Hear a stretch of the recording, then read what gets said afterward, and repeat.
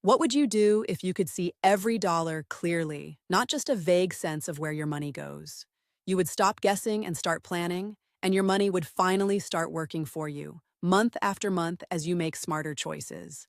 Today, I'm showing you a simple way to track your finances so you can act, not worry, and begin turning small, consistent actions into real momentum. You need to decide what to track because clarity comes from focusing on the essentials and letting the rest fade into the background. Start with 4 things that matter most: your total income, all the money you spend, how much you save, and any debt payments you make each month, even if the numbers feel small at first. If you already have a budget or a plan, you can fold it into this system, but keep the scope narrow so you actually use it every week without feeling overwhelmed. Next, pick a simple system you won't abandon, because consistency is more important than complexity. A small spreadsheet works for most people because you can customize it while keeping it basic, and you can see trends over time rather than chasing random numbers. The key is to choose something you can actually use every week, rain or shine, and to schedule a steady time for updates so it becomes routine. Before you can improve, you must collect data because what you measure becomes your leverage. Pull your last 30 days of bank statements, receipts, and bills, and put them into your chosen system in a way that makes sense to you, not the way someone else would organize it. This gives you a real starting point instead of guesses and helps you see patterns you didn't notice at first glance. Create a simple template you can reuse each month so you never have to reinvent the wheel. Use categories like income, fixed expenses such as rent and utilities, variable expenses like groceries and gas, savings and debt payments, so everything sits in one place that you can scan quickly. For example, income 3,000, rent 1,000, groceries 350, utilities 150, transportation 100, entertainment 75, savings 200, debt payment 250, and then subtract expenses from income to find your net, which is what you have left to save or spend. Track regularly, even on busy weeks, because small, consistent updates beat big, infrequent efforts.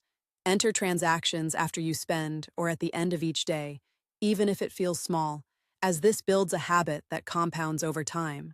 If you miss a day, don't panic. Just do a quick catch-up session and keep the habit alive, knowing that progress slowly compounds. Review your numbers once a week with a calm, steady mindset.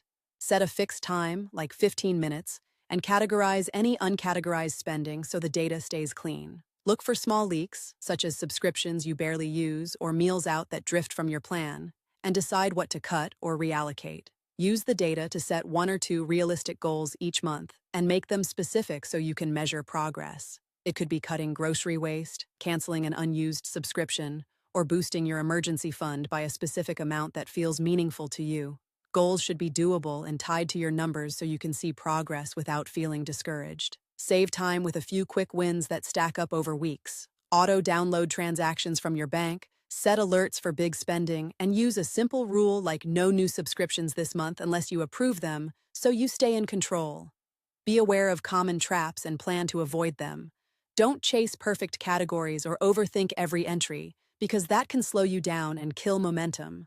Don't skip weeks because you feel busy, and don't ignore small expenses that add up over a month, even if each one seems tiny.